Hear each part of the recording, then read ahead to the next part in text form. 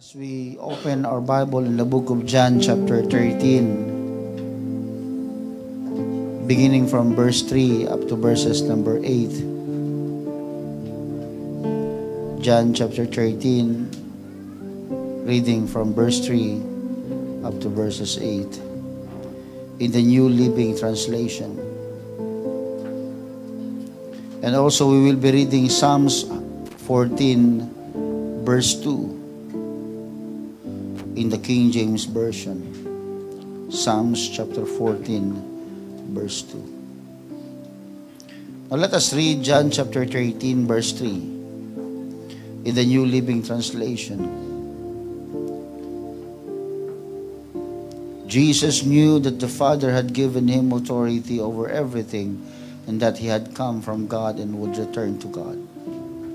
So he got up from the table, took off his robe, wrapped a towel around his waist, and poured water into a basin. Then he began to wash the disciples' feet, drying them with the towel he had around him. When Jesus came to Simon Peter, Peter said to him, "Lord, are you going to wash my feet?" And Jesus replied, "You don't understand now what I'm doing, but someday you will." Verse 8, "No," Peter protested, "you will never ever wash my feet." Jesus replied, "Unless I wash you, you won't belong to me." Unless I wash you, you won't belong to me. Maliban na ikaw ay hugasan ko, ikaw ay hindi nararapat sa akin. That's why we need baptism. That's why baptism is important. Hindi po ito religion. Baptism is part of God's commandment. And this is not optional. Baptism is a command. Psalms 14 verse 2 in the King James Version says, "The Lord looked down from heaven upon the children of men to see if there were any that did understand and seek God." Sabi ni Jesus kay Pedro, "Pedro, you don't understand now what I am doing, but you will understand someday."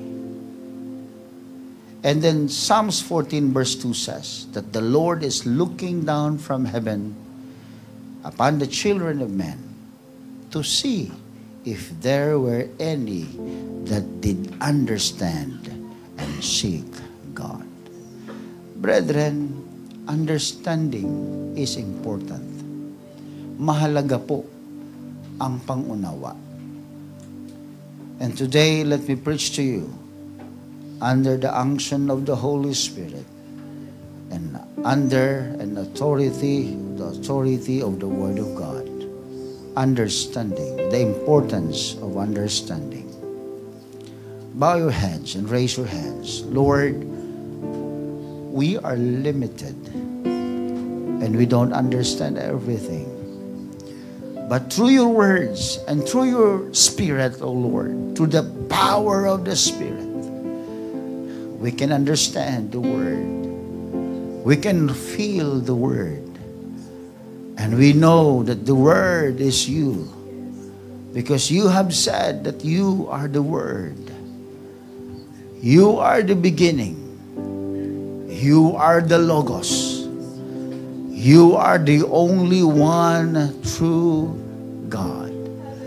And your Word is powerful enough to save our soul, to enlighten our hearts, and to show us the way towards righteousness. God, I pray, let your servant preach according to your will, and let everyone who hears the word, hallelujah, understand your will. In Jesus' name I pray. Let your wisdom and understanding be upon us. In Jesus' name I pray. Amen.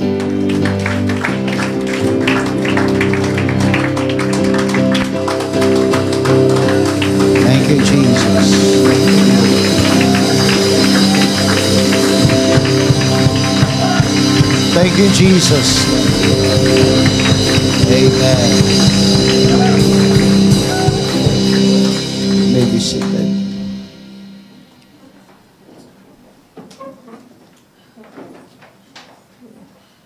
When God deals to man, God uses understanding.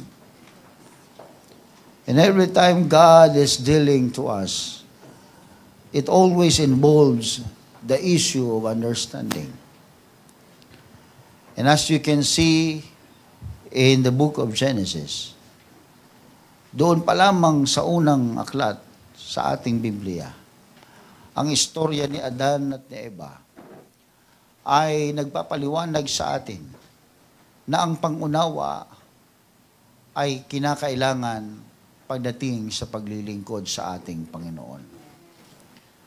And when Adam and Eve received the word of God, the obedience is expected.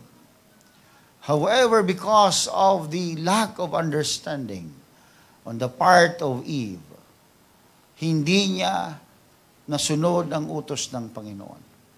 And that is because they lack understanding.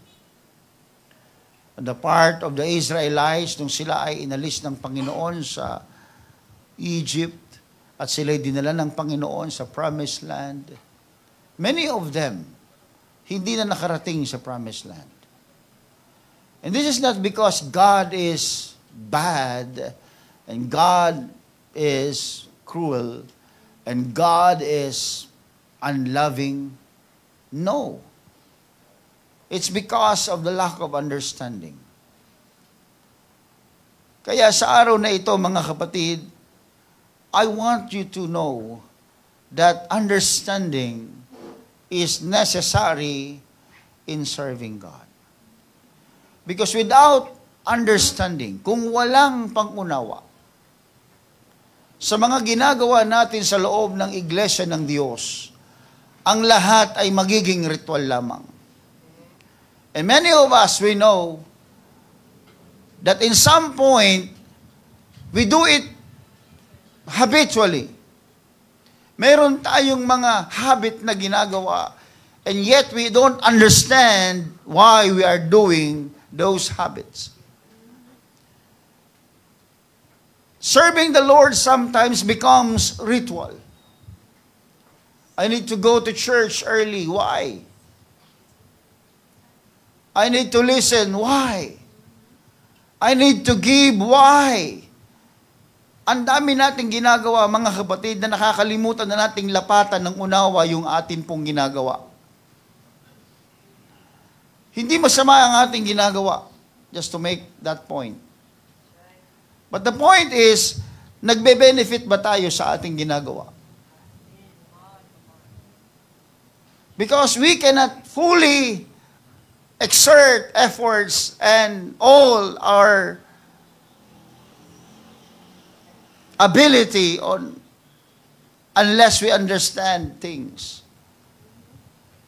Kinakailangan muna nating maunawaan bago tayo maging malalim. Kailangan natin maunawaan minsan yung importansya ng pananalangin bago tayo mag-involve sa pananalangin. Sapagkat kung ang ating pong involvement ay dahil sa sinabihan tayo at dahil sa naging programa at dahil sa naging habit na natin, and yet we don't understand the value of prayer, yung prayer mo ay mababaw. Hindi nag-elevate, hindi lumalago yung prayer life. It is because of lack of understanding. But if you know if you know and you understand things that you are doing, you understand why you are giving, you understand why you are praying, you understand why you go to church. Lumalalim yung relationship mo sa Panginoon dahil may kasamang unawa yung iyo pong ginagawa. Understanding is more than just knowing the facts.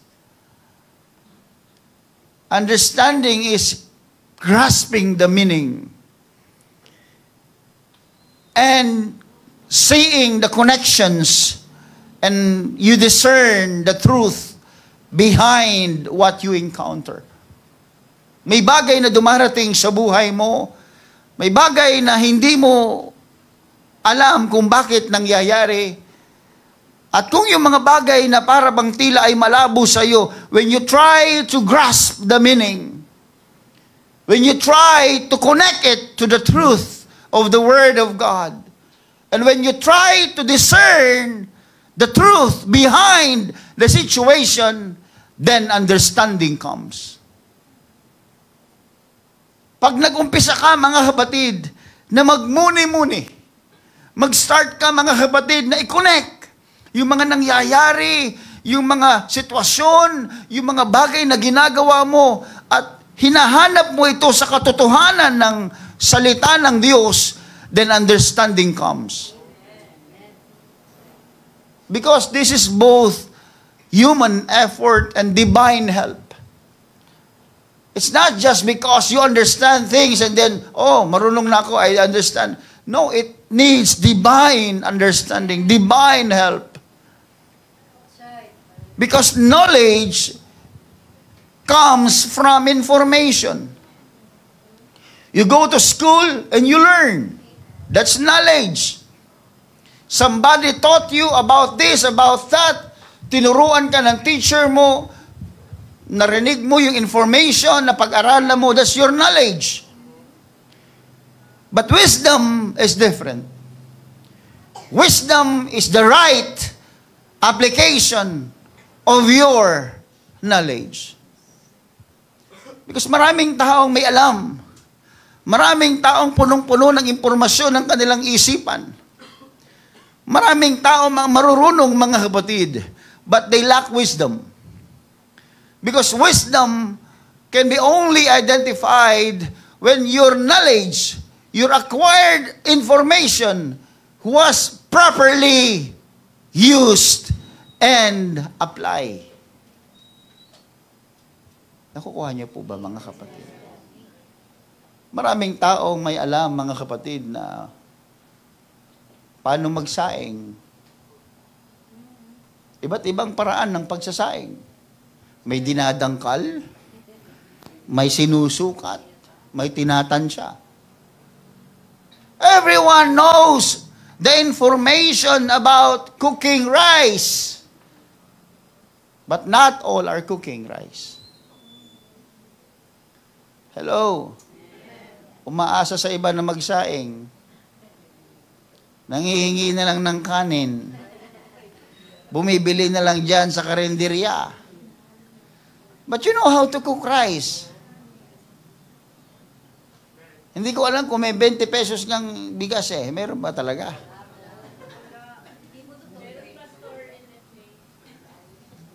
Ay, bahala kayo dyan. But my point is this. Many knows the information but they don't know how to apply that information. And that comes through the wisdom. Kaya pag ikaw ay maraming natutunan sa buhay, kaya may mga tao, mga kapatid, na hindi naman nakatapos ng pag-aaral, pero bakit ang ganda ng takbo ng kanilang buhay? It's not because of just the money, it's because they know how to apply their acquired information. Maraming taong marurunong pero bastos. Nasaan yung karunungan mo? Tinuruan ka naman ng values formation, di ba? May values study tayo nung tayo ay mga elementarya, mga kapatid. Amen. Pero bakit iba bastos pa rin nung paglaki? Bakit? Kasi yung karunungan nila, hindi nila in-apply ng tama. And that is wisdom. May mga batang hindi naman nakapag-aral, pero narinig nila somehow na dapat gumamit ng po at opo. At dapat gumagalang. Narinig nila sa Bible study na ang paggalang ay kasama. Tinuturo ng Panginoon, Espiritu ng Diyos ang paggalang, mga kapatid. Pagiging kind, yung pag-ibig, maibigin. So they applied, but they never go to school. They never finish their degrees. They never finish their studies. Pero magalang sila. Bakit? Dahil yung kanilang na-acquired na information was used properly. And that is wisdom. Everybody say amen. Amen. Kaya ang wisdom, it comes from God. Amen. Now, you connect this two. information, knowledge, and wisdom, the right application of knowledge, you bridge them through understanding. Hindi ka makakarating doon from knowledge to wisdom without going through the bridge of understanding. That's why we need understanding. That's why don't stop when you learn that there is only one God. Don't stop when you learn that we need to live holy in the sight of God. Don't stop there. You need to apply. But before you can apply this understanding, you need, or this wisdom, you need to go through understanding. And understanding is a process. Hindi yung biglang darating sa'yo. Twing! Ay, nawaan ko na. Ano yan, magic? You need to listen more.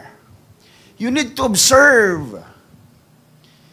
And the Bible says in Psalms 119, verse 130, the entrance of thy words giveth light.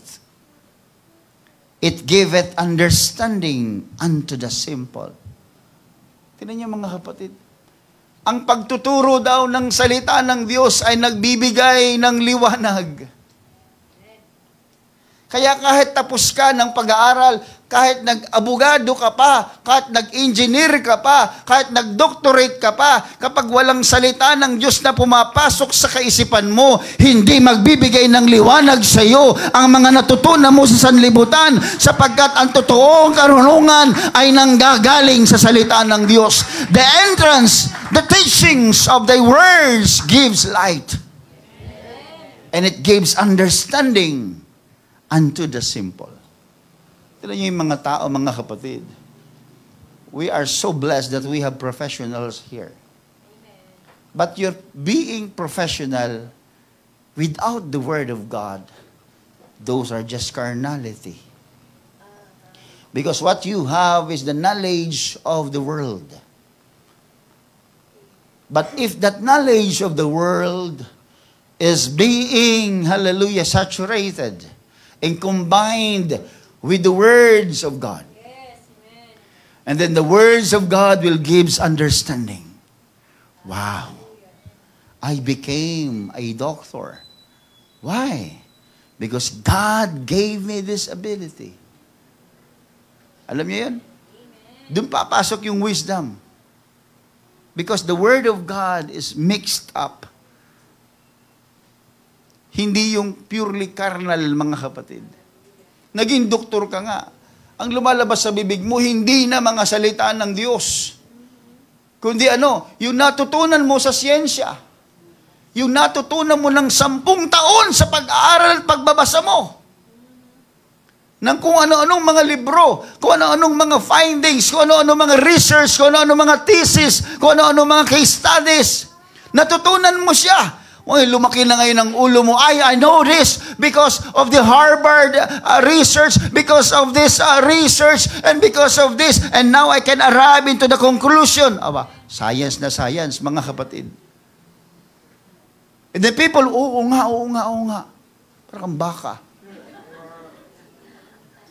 But listen, kahit na gaano karami ang binasa mong libro, kung ang nag-iisang libro, na kung saan hindi nanggaling ang author sa lupa, kundi nanggaling doon sa kalangitan, yung iyong karunungan ay magiging kulang. It giveth understanding. So you might have more knowledge, but you don't have understanding. But if you include the words of God, if you let the teachings of the Word in your mind and in your heart, then understanding will come.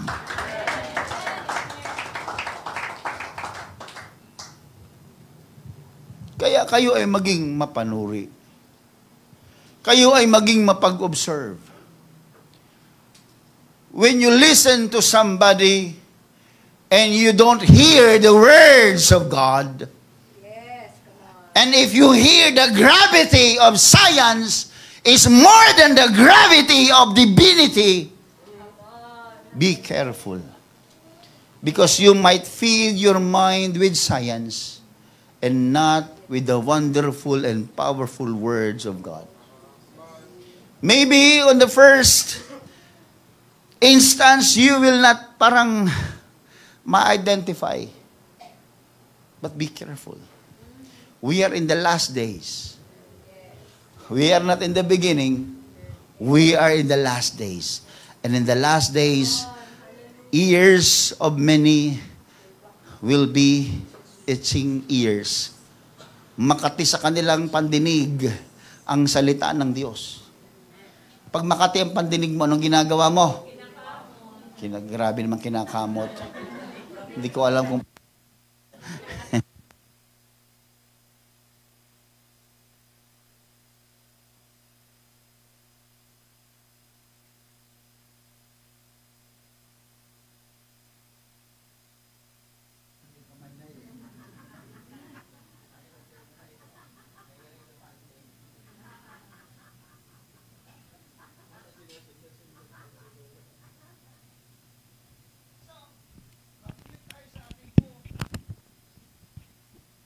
pinakikinggan.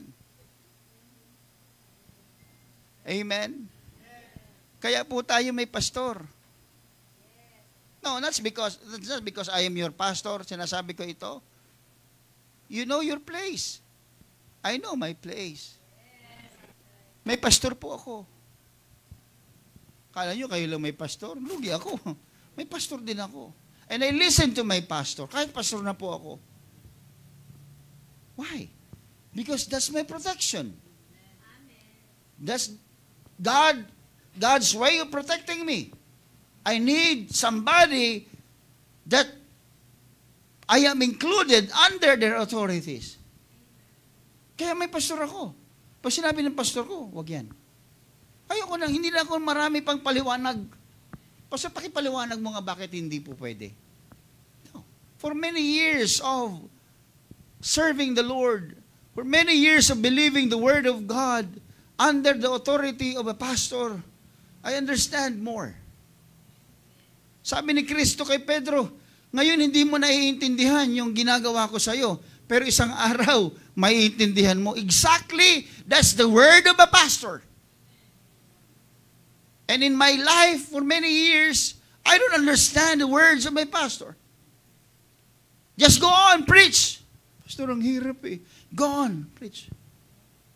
Serve the Lord. Pastor, ang hirap pala pabasahe. Maglakad.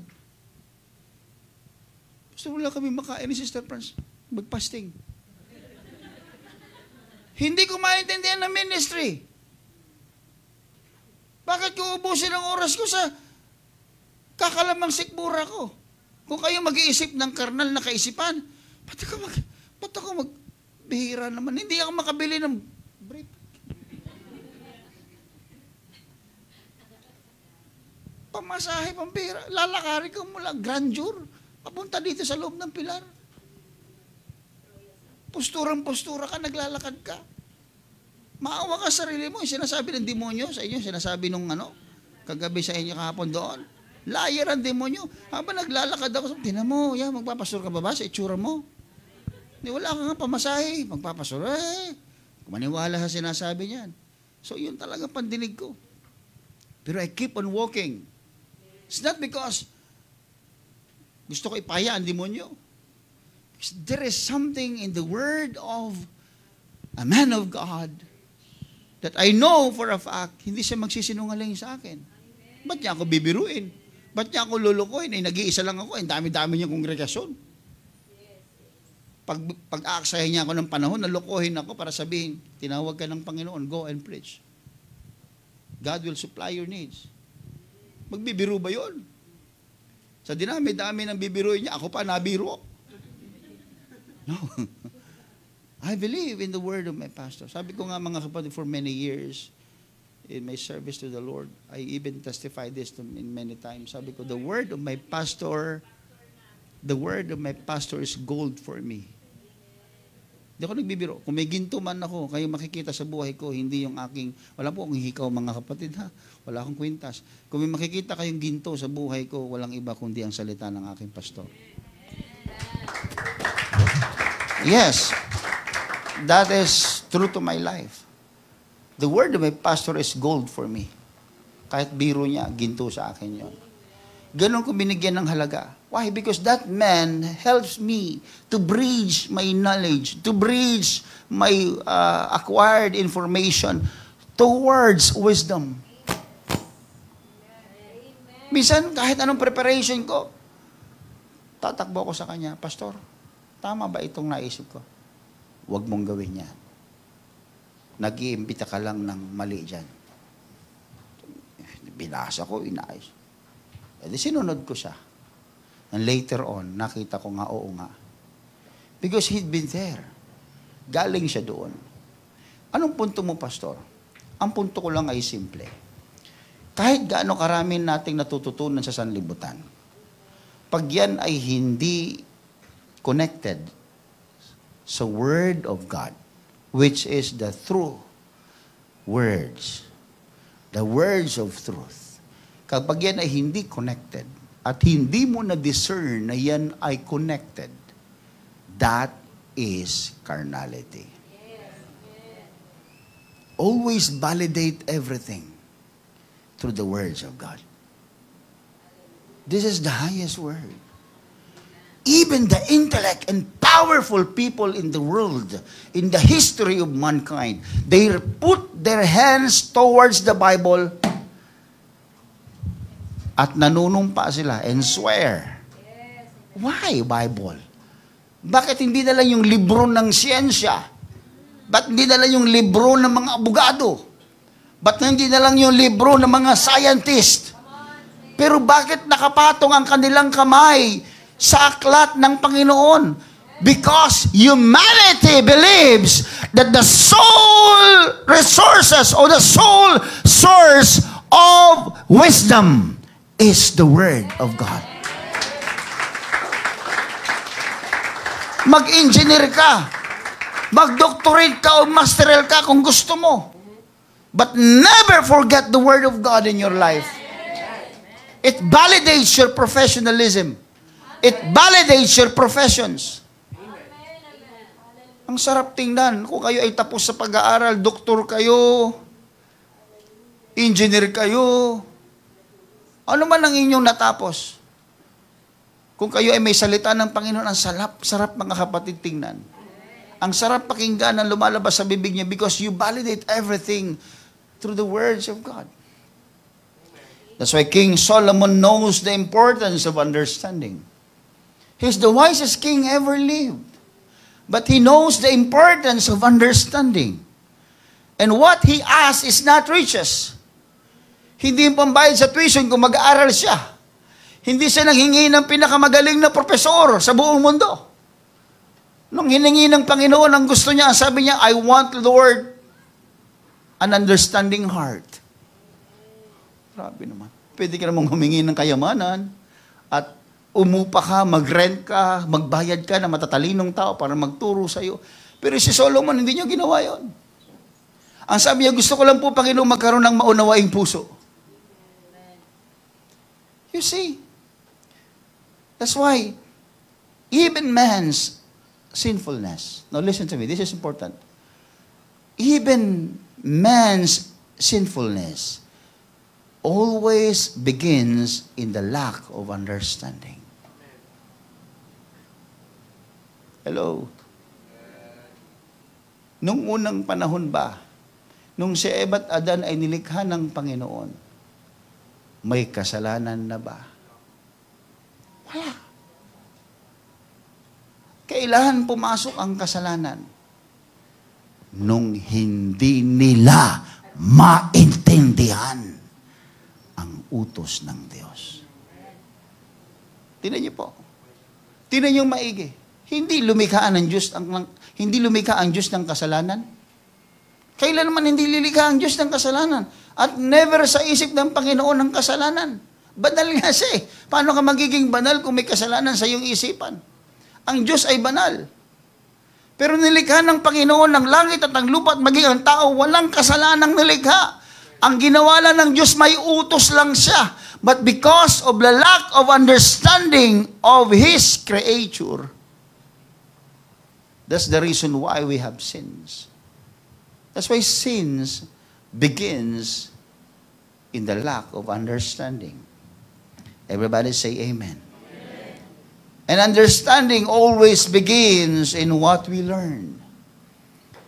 Kaya if a man knows little about morality, madali siyang magkasala. And speaking of understanding, brethren, I would like to quote the words of Berna Burke in her book called If God is in Control, Why My World is Falling Apart. Yan yung libro niya na binasa ko. Ang sabi niya, wrong concepts of God keeps us from being comforted by the God of all comfort and hinder us from trusting Him who is worthy of our trust. Anong ibig niya sabihin? Ang ibig niya lamang sabihin, yung maling konsepto at pangunawa mo tungkol sa Panginoon ang dahilan kung bakit minsan nahihirapan ang tao. Kasi mali ang pagkaunawa mo sa Kanya. Don't judge God by one event. Hello? Kaya yung testimony ng mga kapatid natin kanina na traumatize sila, ang daming trauma pala ng buhay natin. Well, totoo po yan. Pero may mga tao na minsan nang na-trauma, hindi na nakabalik. Because they judge God in one event in their life.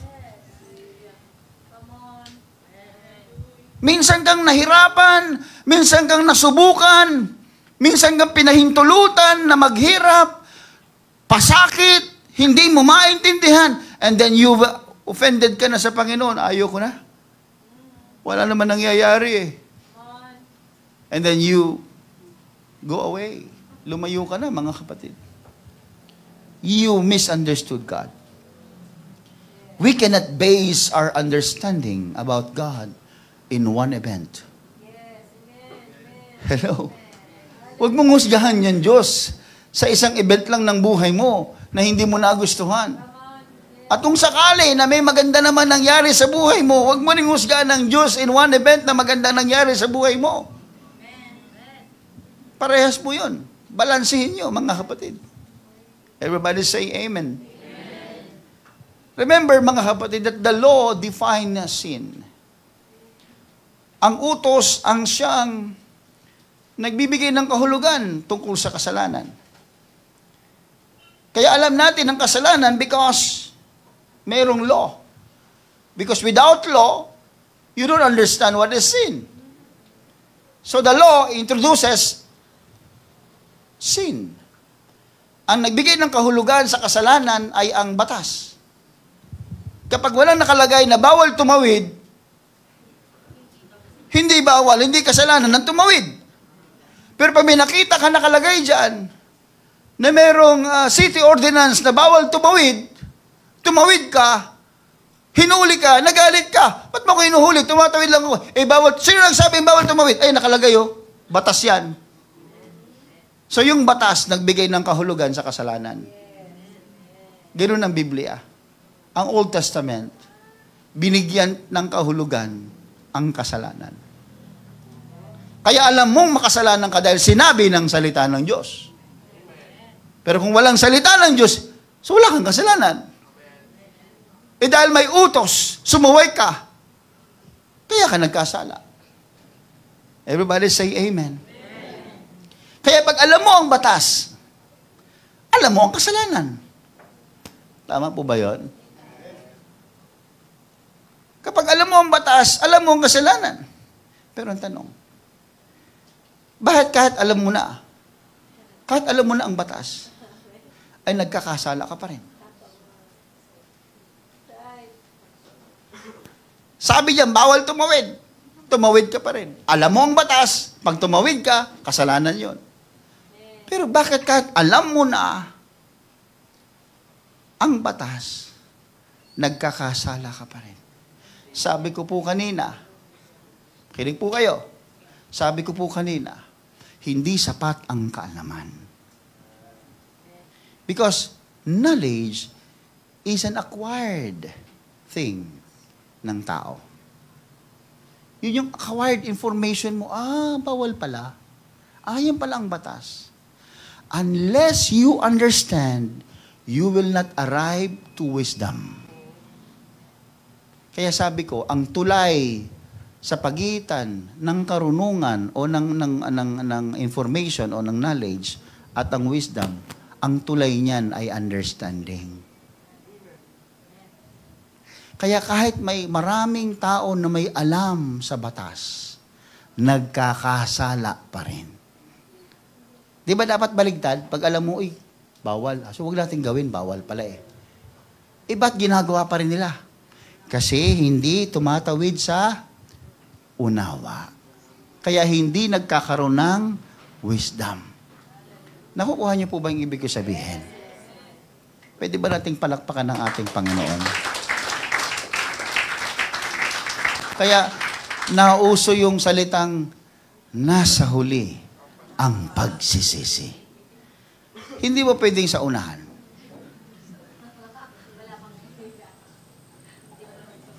Hindi ba pwedeng nasa unahan ng pagsisisi? Pwede! Ano sabing hindi pwede? Ibig yung sabihin, maimpyerno muna kayo bago kayo magsisi? Gusto nyo maimpyerno muna bago magsisi? Ako ayaw ko. Kaya nagsisisi ako ng kasalanan ko. Sapagkat sinabi ng Biblia, if you repent of your sins, you will receive the gift of the Holy Ghost and you will be forgiven of your sins. Tingnan nyo na. Yan kasi ang karunungan ng sanlibutan. Pastor, nasa huli palagi. Hindi ako naniniwala dyan. Mas naniniwala ako na kapag nagsisi ka ng kasalanan mo, patatawarin ka ng Diyos, bibigyan ka ng banal na Espiritu Santo, at ikaw ay ihahanda ng Diyos doon sa kalangitan at hindi sa impyerno. Bahala kayo kung gusto nyo sa impyerno kayo magsisi. Ang problema, wala na pong kapatawaran sa impyerno. Ulitin ko ang tanong ko. Palagi bang nasa huli ang pagsisisi? Pwede rin sa unahan. Kaya pag nangangaral ng salita ng Panginoon, at naunawaan mong ikaw'y tinamaan ng salita ng Diyos, wag na sa huli yung pagsisisi. Ngayon mo na kagad gawin, Lord, tinamaan ako. Ako yung sinasabi ni Pastor eh. Ako yung mareklamo sa buhay eh. Ako yung maritis eh. Mahaba tong dila ko eh. Kung sino-sino sinisira nito. Panginoon, patawarin mo ako. Kung kinakailangan, putulin mo ang dila ko. Putulin mo, mapatawad mo lang ako. Ang tindi mo naman. Ang dugo-dugo ng iyong kapatawaran. You see the point? My point is only telling you that the Word of God is here. Huwag nating hintayin ang pagkakataon na sa huli tayo magsisisi. Because if you truly understand the gravity of hell. Hello? You know what is hell? Alam niyo ba ang impyerno? Opo, Pastor, narinig ko yan. Nilalaro nga namin ng bata yan. Langit, impyerno. Impyerno. Na-impyerno ako tuloy. Ako yung taya. Ganon. Nilalaro ng bata pa yan. May knowledge tayo about impyerno. Lahat ng sinungaling pupunta sa impyerno. Lahat ng mga pupunta sa... Lahat yan, may knowledge ka. But have you applied the knowledge? Have you understand the gravity of hell? That in hell, there is no forgiveness. That is in hell, there is no rest. Yes. In hell, all things happening, there is always death. Kamatayan, kamatayan. Gusto mo mamatay, pero hindi ka mamamatay habang buhay na pagsisisi. Pero, walang kapatawaran. You want that? Did you understand Hell. If you truly understand hell, sabi ko nga, kung ito ang knowledge, ito ang wisdom, at ito ang understanding, kung naunawaan mo talaga ang impyerno, hindi ka mananatiling naniniwala sa impyerno. Kamumuhian mo ang impyerno. Lalakad ka sa kaunawaan at i-apply mo ang iyong karunungan doon sa wisdom ng Panginoon. I want to be baptized in the name of Jesus. Hallelujah. I need to receive the Holy Spirit. Why? Because I don't want to live in hell.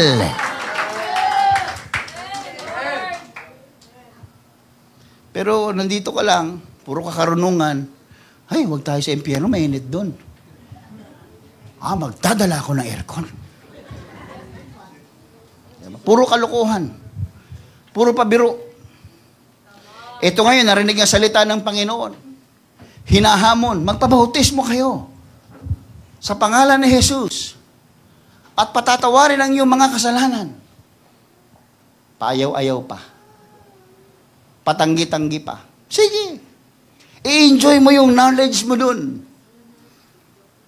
Na walang kaunawahan. I-enjoy mo. Pagdating ng panahon, wala nang tulay. Kahit anong gawin mong pagmamakaawa, hindi ka na makakatawid sa wisdom. Sapagkat darating ang panahon, wala nang biyaya. Darating ang panahon ng paghuhukom. Ang biyaya, ini-enjoy mo ngayon. Ini-enjoy ko ngayon. Darating ang panahon, hindi na natin ma-enjoy. Kaya sa mga taong hindi nagsisi ng kanilang mga kasalanan, doon ang punta nila sa impyerno. Pero tayong nagsisi, nakaunawa, dumaan sa tulay ng kaunawaan, at nandito ngayon sa karunungan ng Panginoon, we will enjoy heaven. We will enjoy the promise of God.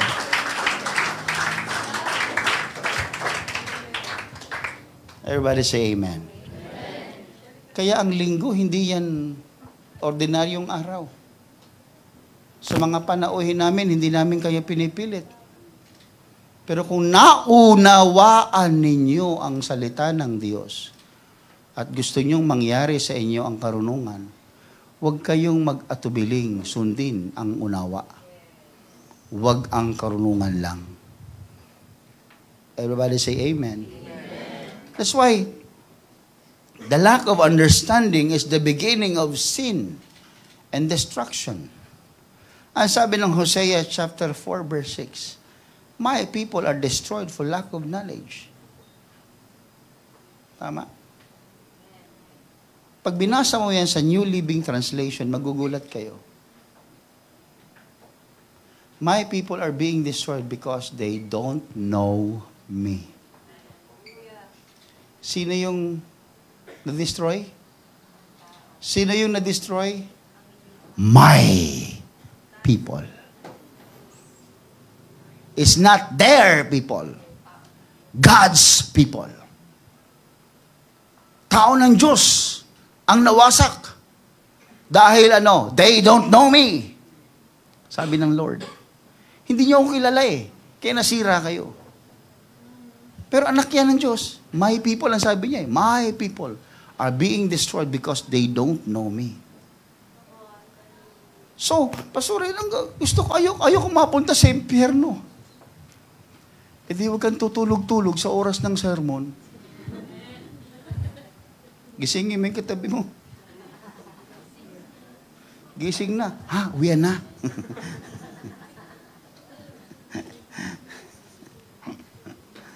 May remedyo pa, Pastor.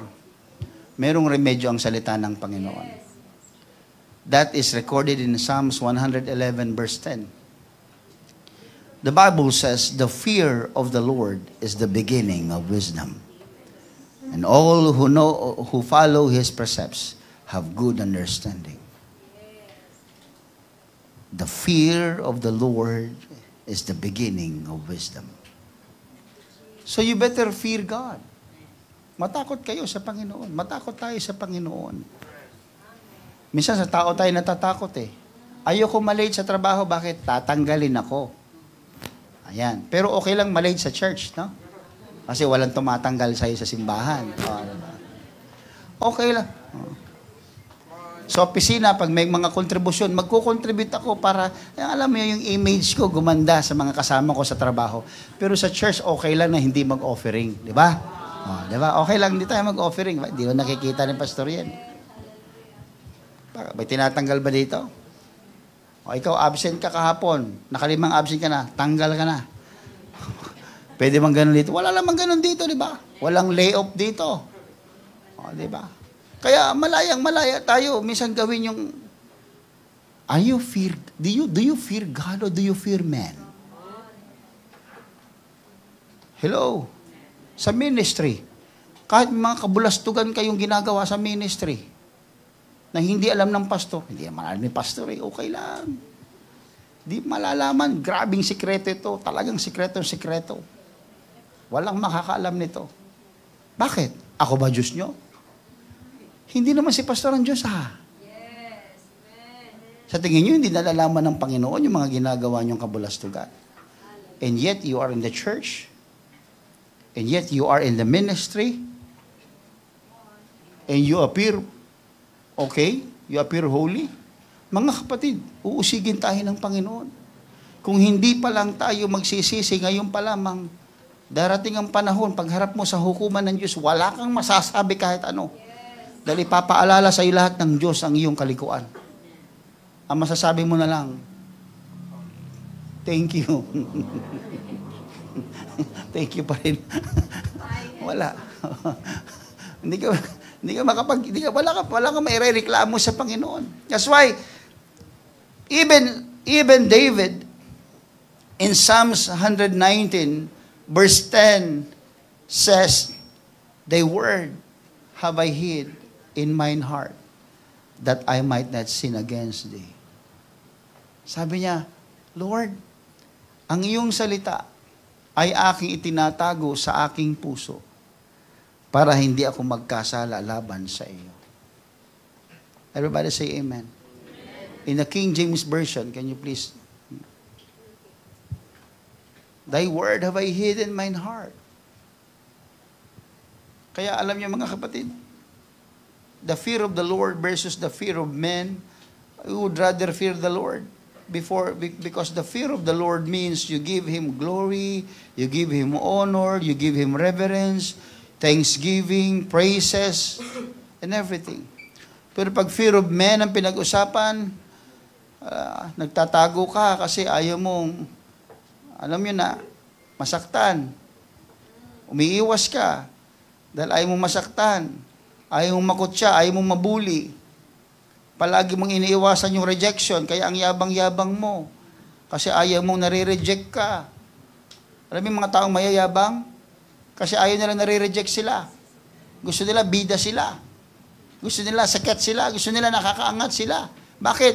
Kasi ang kahinaan nila, malalaman na yung kanilang kahinaan, mabubuli sila. Kaya yung mga taong mayayabang, ang totoo niyan, may fear of rejection yan. Tanongin mo yung katabi mo, mayabang ka ba? O di ba, hindi naman daw, di ba? Hindi. Ano sabi niya? Hindi ah! Mayabang nga. Sa reaction pa lang eh.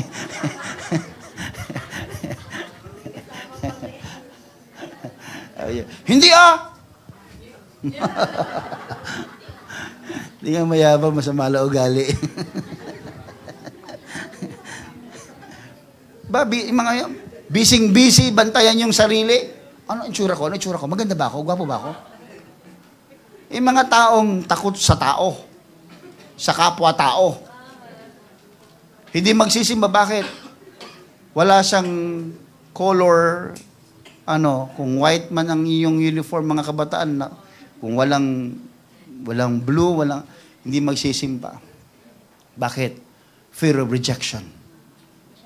Fear of rejection. They always safeguard themselves. That's why they are ineffective in the service of God. Kaya alam niyo pa mga kapatid, huwag tayong matakot sa tao. Sa Diyos tayong matakot. Kahit anong suot natin, tanggap naman tayo ng Panginoon, ha?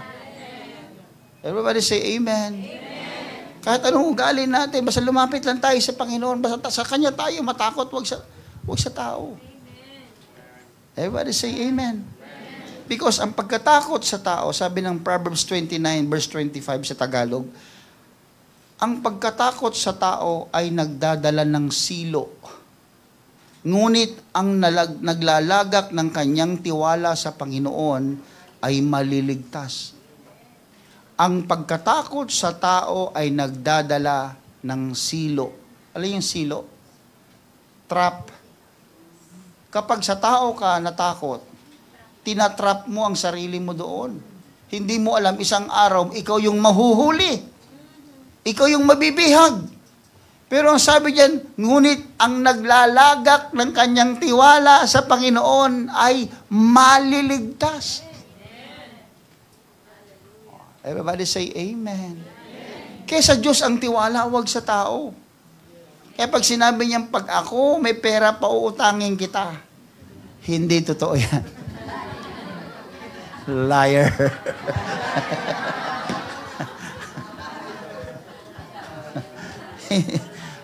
Pag nagkapera yan, mawawala yan parang bula. Asa na yun? That's a fact of life, mga kapatid. May mga taong magaling mangako. Kaya sabi ni Pedro, Lord! Lord! Nakita niya si Kristo, kumuha ng towel, nilagay sa bewang niya. Kumuha ng plangganita. Nilagyan ng tubig, lumapit sa mga disipulo, sa paanan ng disipulo. At inisa-isa yung paan ng mga disipulo, hinuhugasan ni Kristo. At nung pagtapat kay Pedro, oh Lord, huhugasan mo ba ang paa ko, Lord? Yung taong to, kita niyang hinugasan na yung iba eh. Nagtanong pa siya, huhugasan mo ba ang paa ko, Lord? Sabi ng Panginoon, Pedro, hindi mo pa nauunawaan ang ginagawa ko ngayon. Pero isang araw, mauunawa mo. Alam niyo po yung prodigal son. Di ba alam niyo naman po yung ibig sabihin ng understanding? Itong prodigal son, hindi nakakaunawa. Kaya sa madaling sabi, lumayas siya sa kanyang ama. Dinala yung mga ari-arian na uukol daw para sa kanya. At winaldas ang kanyang buhay sa walang kwentang klase ng pamumuhay. At nung isang araw, ang sinabi diyan, ngayon hindi mo nauunawa. Sabi ni Kristo. Pero isang araw, mauunawa mo. Kaya yung prodigal son, isang araw, naunawaan niya. Yan ang salita ng Diyos. Totoo siya. Alam ng Diyos. Prophetic words yung sinabi ng Panginoon. Ngayon, Pedro, hindi mo nauunawa. Pero isang araw, mauunawa mo. Kaya yung prodigal son, nung umalis siya doon, wala siyang ibang pakialam kundi yung sarili niya lamang. Isang araw nakita niya ang kanyang sarili na siya'y tunay na nangangailangan. Kung hindi pa minsan tayo mawawalan, hindi pa tayo makakaunawa. Amen. Minsan pag hindi nawala sa iyo isang bagay, hindi mo maiintindihan na ito pala ay mahalaga sa iyo. Amen. That's why a man never understand his needs until they lost it. Itong mga Israelita, alam niyo po ba ito sila mga kapatid, nung sila inalis ng Diyos sa Ehipto at dinala ng Diyos sa Kanaan, hindi sila nakapasok doon sa Promised Land. Ano pong dahilan kung bakit hindi sila nakapasok sa Promised Land? Alam niyo kung bakit, mga kapatid? Because of rebellion. Rebellion. Bakit sila nagre-rebelde, Pastor? Ako nga rin, hindi ko maintindihan eh. Naiintindihan niyo? O, di pare-pares tayong lito. Ako rin, hindi ako makaintindi. Inalis sila ng Diyos sa Egypt because of slavery. May umiiyak doon ng mga anak ng Diyos. Dumating ang Panginoon sa kanila. Tinawag si Moses, Moses, ikaw ang gagamitin ko para alisin sa pagkakabihag ang mga Israelita. Ang ginagawa ng Diyos lahat ginawa niya, lahat ng salot pinakita doon kay Parao, lahat ng milagro pinakita doon kay Parao. Alam niyo kung bakit? Sapagkat gustong ipakita ng Diyos ang kapangyarihan niya doon sa mga pagano, doon sa mga kaaway ng pananampalataya. Gustong ipakita ng Diyos na makapangyarihan siya. Gustong ipakita ng Diyos na mahal niya ang Israelita. Eto na. Tumawid na sa Red Sea. Bago pa tumawid sa Red Sea, ang daming reklamo. Alam niyo kung bakit? Alam niyo kung bakit? Hindi. Hindi ko rin alam eh. Hindi ko maintindihan. Pero binabasa ko yung salita ng Panginoon, mga kapatid. Alam niyo ba, mga kapatid, na ilang taon sila? 40 years naglalakad ng walang direksyon. Naiintindihan niyo ba ibig sabihin? Yung sa mga inaantok, magsabi ng amen. Oh, maraming inaantok, praise God. Alam niyo kasi pag inaantok ka, ang diwa mo patay na.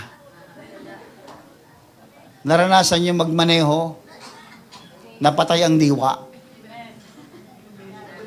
Ako, mga kapatid, halos araw-araw. Buti nga buhay pa ako eh. Biyaya lang ng Diyos. Sobrang pagod. Pagsampa mo ng skyway, dilat ang mata mo, pero patay ang diwa mo. Sobrang pagod.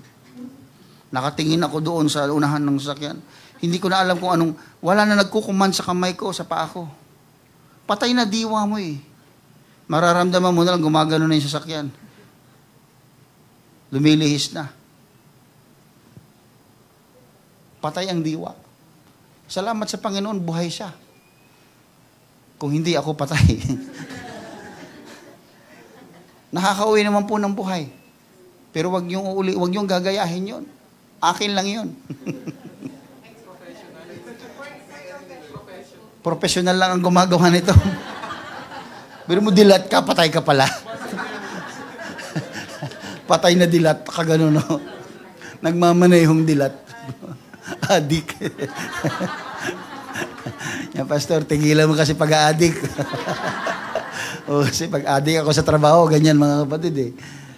Talagang dilat ako, pero kahit anong gawin ko, minsan dilat mga kapatid. Ginaganon-ganon. Kaya lahat na, pinupugpok ko sarili ko, kinakagat ko yung labi ko, pinipingot ko sarili ko, talagang pumipikit pa rin. Kaya sinasabi ng Biblia, the spirit is willing but the flesh is weak. Mahina yung spirit. Ako yung mga kapatid. O, nasa na ako? Teka lang. Sabi ko sa inyo, patay yung diwa ko eh. Dala ng pagod. Buti na lang may notes ako. Di ba? Alam niyo kung bakit sila hindi nakapasok? Because of rebellion. 40 years, palakad-lakad sa wilderness, walang direction. They never hit the target. You know, kung gaano ka-close, kung gaano kalapit, mga kapatid, yung kanilang pupuntahan, it is close as 1 week to travel. But they never arrive in the destination. Why? Because of their rebellion. Reklamo ng reklamo. May kinakain naman. Reklamo ng reklamo. May sinusuot naman. Reklamo ng reklamo. May trabaho naman. Reklamo ng reklamo. May buhay naman. Reklamo ng reklamo. Kahit traffic sa Las Piñas, huwag kang magreklamo. This is our home. That's why when you travel, it's your home. Enjoy your home. Pambihirang Las Piñas ito.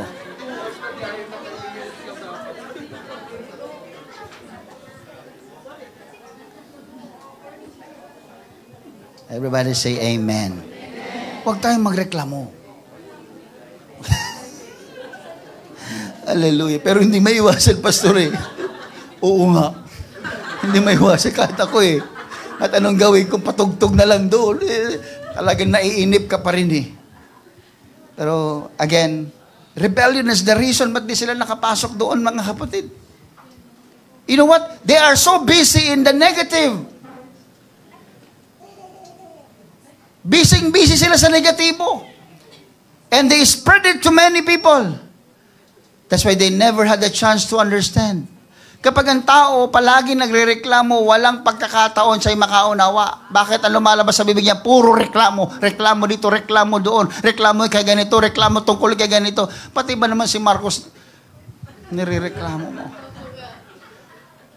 Yung ang bigas mo, hindi mo na masolusyonan eh. Puproblemahin mo pa si Marcos. Hayaan mo na siya. Ang problemahin mo yung sarili. Alam niyo mga kapatid, may mga taong ganun. Inalis sila ng Panginoon sa pagkakabihag mula sa Ehipto. Dadalhin doon sa pangako, lupang pangako, mga kapatid. Ano nangyari? Hindi sila makarating. Alam niyo kung bakit? Reklamo ng reklamo. Rebellion yun eh. Sinabi ng Diyos, diretso lakad kayo. Huwag kayong magreklamo, makakarat. Hindi, reklamo pa rin ang reklamo. May mga taong punong-puno ng reklamo, negatibo ang buhay nila. Kaya hindi nakakarating sa pangunawa. Amen. Alam niyo ba kung ilang tao lang nakapasok sa Land of Promise?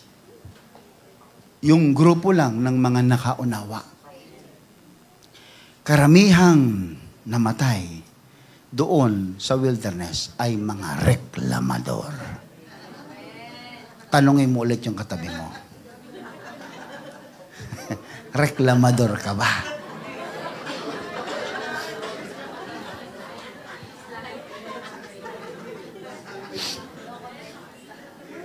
Huwag kasing reklamo ng reklamo. Alam niyo, ang taong dami reklamo talaga, mga kapatid. Pastor, bakit ba mahirap kasi makaunawa ang tao? You know, the first word that I learned is because of passiveness. Passive kasi sila. Narinig ang salita ng Diyos, pero ayaw sundin. Hello? Minsan gumagawa tayo ng sarili nating dahilan para pagtakpan yung ating passiveness. Totoo yan Yung salita ng Diyos na narinig natin, ayaw natin sundin, tapos gumagawa tayo ng mga imbentong mga dahilan para pagtakpan yung ayaw natin na sumunod sa utos ng Panginoon. Ang dami nating paraan Ano sabi kanina? Pag gusto, may paraan. Pag ayaw, may paraan pa rin. Mga tumama Kaya talaga yung mga pagsubok dumarating sa buhay natin, tinan mo sa kanila, sila ay naiinitan. Anong ginawa ng Panginoon? Sa history, mga kapatid, tinan nyo, may ulap na nagpapayong sa kanila. Sa sa tinik-tirik na araw, may nakapayong na ulap. Alam niyo sa probinsya, di ba, pag yung dumadaan yung ulap, na ba't kayo malilim doon? Dito, di ba, tumatakbo yung di ba, yung lilim. Ganun na nangyayari. Pero mo naglalakad sila sa disyerto, sa ilang, may nakapayong. Sa gabi, sobrang lamig. Sa gabi, maraming mga wild animals. Anong ginagawa ng Panginoon? Nagtitirik ng mga pillars of light. Parang nasusunog na hindi naman nasusunog, pero sobrang liwanag. Hindi makalapit yung mga wild animals sa kanila. Pati yung mga ahas-ahas, hindi makalapit. Sobrang liwanag. Grabing pinalangga sila sa Ginoo. Pinalangga, gid. Kahit gikagid.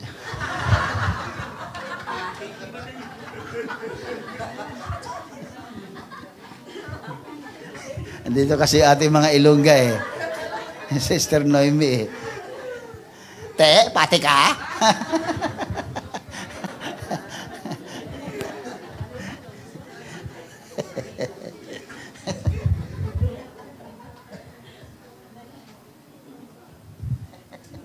Sorry, mga kapatid. Okay, balik tayo dito. Natawala ko sa sarili ko, mga kapatid So, because of passiveness, their trials as negative. Tinignan nila yung kanilang situation as negative. Kaya hindi sila nakarating sa promised land. Kasi dito pa lang sa wilderness, complain ng complain. Ang daming mga challenges, complain ng complain. Alam niyo mga kapatid, they see wilderness as negative. No. Wilderness is not God's rejection. Ulitin ko, wilderness is not God's rejection, but it is His direction. Bakit? Kasi kung may ibang daan ba, pastor? Mula doon sa Egypt papunta doon sa Promised Land. May ibang daan ba? Kung mayroong man nakakaalam na mayroong magandang daan papunta doon, walang iba kundi ang Panginoon. Pastor, wilderness yung daraanan eh. Ba't marunong ka pa kay Lord? Anong gusto mo? Isang pitik na lang, nandun na kayo. Mas gusto ng Diyos. Dinisenyo ng Diyos ang wilderness. Not as a place of defeat. Not just a place of grave, as a grave, libingan ng mga hindi naman nanampalataya. No. It's a highway designed by God.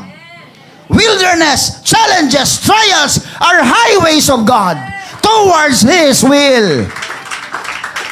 Daan ng Diyos yan eh. Kaya pag dinadaan ka ng Diyos sa wilderness, tikom mo yung bibig mo. Hiniwalayan ka ng boyfriend mo, girlfriend mo, tikom mo yan. Huwag yung, buti nga nawala sa buhay ko eh. Pangit yun eh. Lakas kumain nun, magastos yun eh. Huwag mo lang buy-buyin.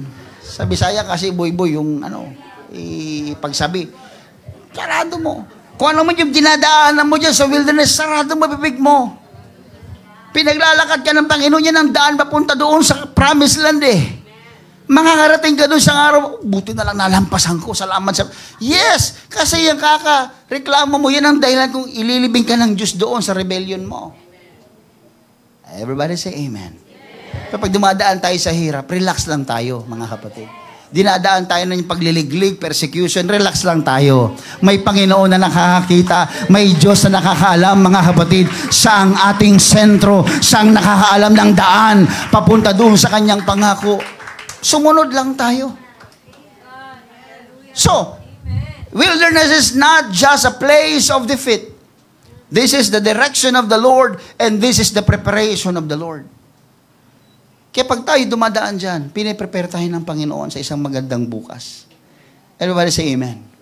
Kaya tinan nyo sila mga kapatid, dinaan sila ng Panginoon sa highway of wilderness. Ano nangyari? Naluma ba ang sapatos nila? Basahin nyo sa Biblia. Hindi naluma kailanman ang sapatos ni Moses. Hindi kailanman napunit ang damit ni Moses. Anong sabi, Pastor? Fit lang siya. Wala. Mayroon bang bilihan doon? May divisoria ba doon, mga kapatid? Mayroon bang, may SM ba doon? Wala, di ba? Wala kayong mapapasa doon. Pero sinuplayan ng Diyos yung tao niya. Pinakain ng Panginoon ng mana pagising sa umaga. Hindi mo na kailangan mamalingke. Mamumulot ka na lang. Kakainin mo. Hindi mo na isipin yung bukas sa pagising mo, meron na naman ulit. Meron na naman kinabukasan, meron na. Nagsawa ang tao, nagreklamo. Kaya yan ang dahilan kung ba't di nakarating sa kaunawaan. Hindi mo ba naunawa na kahit ang kinakain mo ay hindi masarap na bigas, kahit NFA lang yan, yan ay biyaya ng Diyos. Kahit ang tinutulugan mo ay hindi air condition, biyaya ng Diyos yan. Kahit ang trabaho mo hindi kalakihan ng sweldo, biyaya ng Diyos yan. Huwag kang reklamo ng reklamo, sapagkat ang tao nagre-reklamo, hindi nakakaunawa.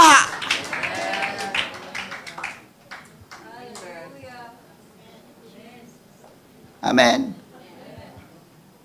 Oh, diba?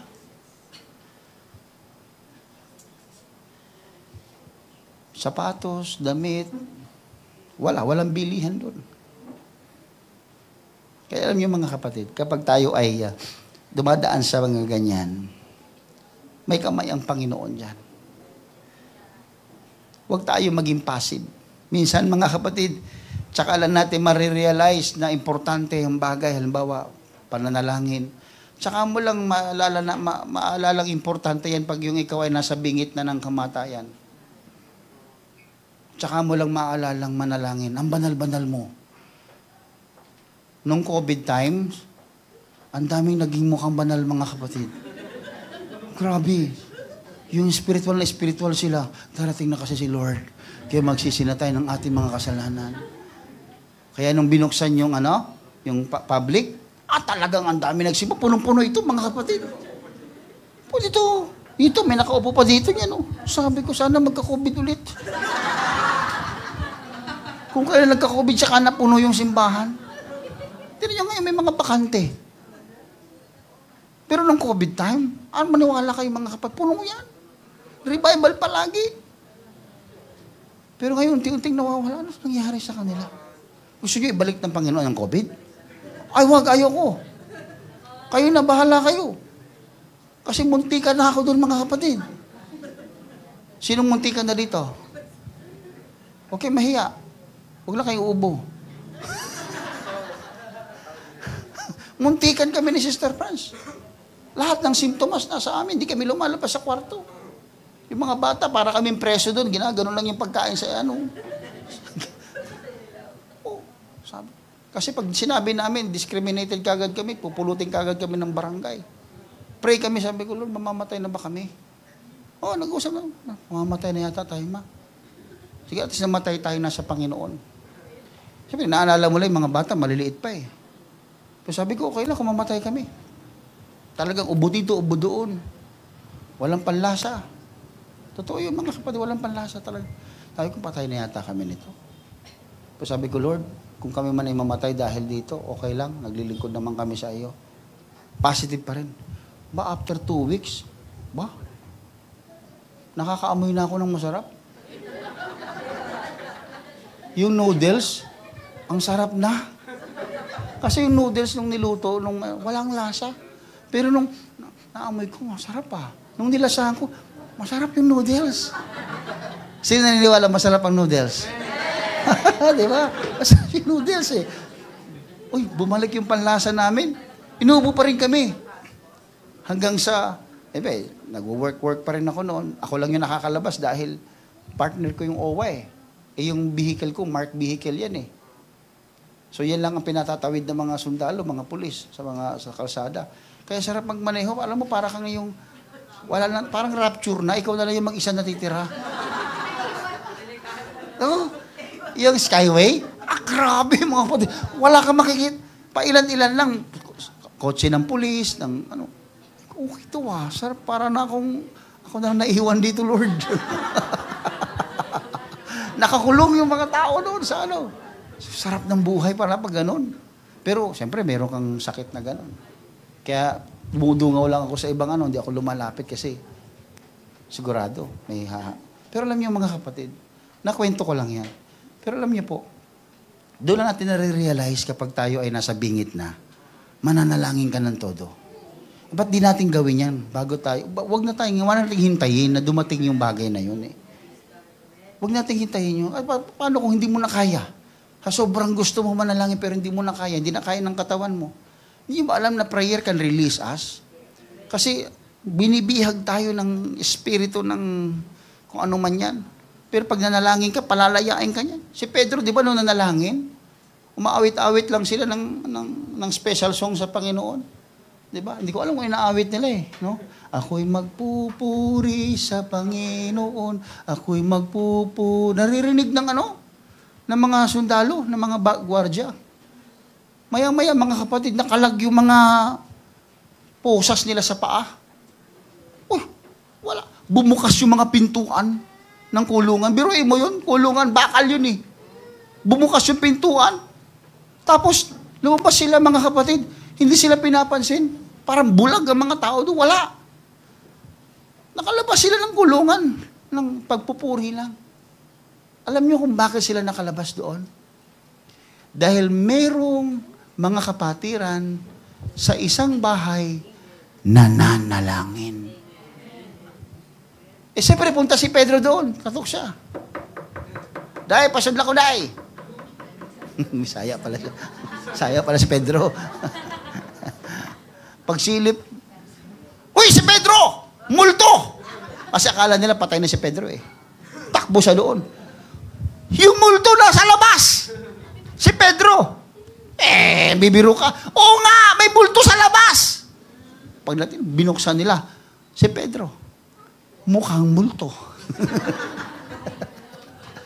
Pero ibig sabihin nun, milagro. Kaya huwag niyo ipagtaka. Kapag kayo nananalangin, may milagro mangyari sa buhay ninyo. Huwag niyo ipagtaka, mga kapatid. Isang araw pakikita ng Panginoon sa inyo yung kapangyarihan ng pananalangin. Kaya huwag kayong magsawang manalangin. Everybody say amen. Kaya nga maging yung prodigal son, mga kapatid, nung siya'y bumalik sa kanyang ama. Tsaka niya lamang na-realize, wow, tsaka lang naman naunawaan, mahal pala ako ng aking ama. Pagdating niya doon, mga kapatid, sa kanyang ama, niyakap siya. Kaya huwag nyo nang hintayin, mga kapatid, na maging too late to understand. Because understanding help us to keep in touch with God. Don't wait to be too late to understand. Hindi naging maganda ang testimony ng 5 foolish virgins sa Bible. Nung parating na ang lalaking ikakasal, mga kapatid, tsaka pa lamang nila naisip, naunawaan na ang kanilang langis o sisidlan ay kulang. Kaya ang ginawa nila, nag-request pa sila, mga kapatid, na sila ay magkaroon ng langis, pero hindi sila pinagbigyan ng ibang matatalinong mga tagapagbantay. Kaya nung ginawa sa kanila, mga kapatid, humanap sila ng pwedeng magbenta sa kanila ng langis para ang kanilang ilawan ay magpatuloy na lumiwanag. Pero it's too late. Hindi kasi nilagyan ng langis habang wala pa yung groom. It's too late. Parang prodigal son, mga kapatid. Wild living dito, wild living doon. Passiveness dito, passiveness doon. Walang pinakikinggang salita at karunungan ng Panginoon. Kaya alam nyo, nangyari, nung kailang nila gusto magkalangis, wala nang langis. It's too late. Church, this is my challenge to you today. It's never too late to receive the gift of God. Huwag na nating pangarapin pa minsan isang araw na kung kailan tayo nahihirapan, tsaka natin kailangan ng banal na Espiritu Santo. Every day, you should wish to receive the Spirit of God. And repentance is a sign of understanding. Kapag ang tao ay nagsisisi ng kanyang kasalanan, ang taong yan ay nakaunawa. Sapagkat ang taong hindi nagsisisi ng kanyang kasalanan ay hindi nakarating sa kaunawaan. Ulitin ko, maaring alam mo na mali ang ginagawa mo. Maaring alam mo ang kasalanan. Maaring alam mo na ikaw ay mapapahamak. Pero yung alam na yan ay hindi magliligtas sa iyo, maliban na maunawaan mo na kailangan mong sumunod sa utos ng Panginoon. Kaya alam nyo, yung prodigal son, nung siya'y pauwi na sa kanyang ama, nagsisi siya. Sa harap mismo ng kanyang ama, nagsisi siya. Sapagkat ang kaalaman lamang ay hindi sapat. Kailangan nating i-apply ang ating kaalaman sa pamamagitan ng pagsisisi. At habang nasa malayo pa lamang siya, tinatanaw na siya ng kanyang ama. Alam ng ama na siya'y babalik isang araw. Alam ng ama na isang araw mauunawa din ng kanyang anak. Balikan natin ang sinabi ni Jesus Christ kay Pedro. Pedro, hindi mo naiintindihan o nauunawa ngayon ang aking ginagawa. Pero isang araw, mauunawaan mo rin. Dumating ang punto sa panahon na ito, ang prodigal son, umabot sa punto na naunawaan niya na. Pagbalik niya, nag-iintay ang kanyang ama. Nakaabang ang kanyang ama. Araw-araw nag-aabang ang kanyang ama. Isang araw, darating ang aking anak. Lalapit sa akin at sasabihin niyang, Ama, nauunawaan ko na ang lahat. At nung lumapit ang prodigal son, tumakbo sa kanyang ama. Sa sobrang sabik ng kanyang ama, tumakbo ang ama papunta sa kanyang anak. Wow. Imagine, your God is so excited to meet you. And one day, He will say, finally, you understand. Finally, you understand. Sabik na sabik ang Diyos sa atin, mga kapatid. Sabik na sabik ang ating Panginoon. Alam niyo po, mga kapatid, bago tayo magtapos, nung si Kristo ay bumisita sa bahay ni Pedro, hindi naghanap ng mga gandang bagay si Jesus Christ sa bahay ni Pedro. Pagpasok niya sa bahay ni Pedro, alam niyo ang unang-unang nakita ni Jesus Christ. Alam niyo kung ano yun? Bagay na hindi gusto ni Pedro. When he entered into the house of Peter, he saw the biyanan of Pedro na may sakit. May asawa po si Pedro, ha? Hindi po siya binata. May asawa siya.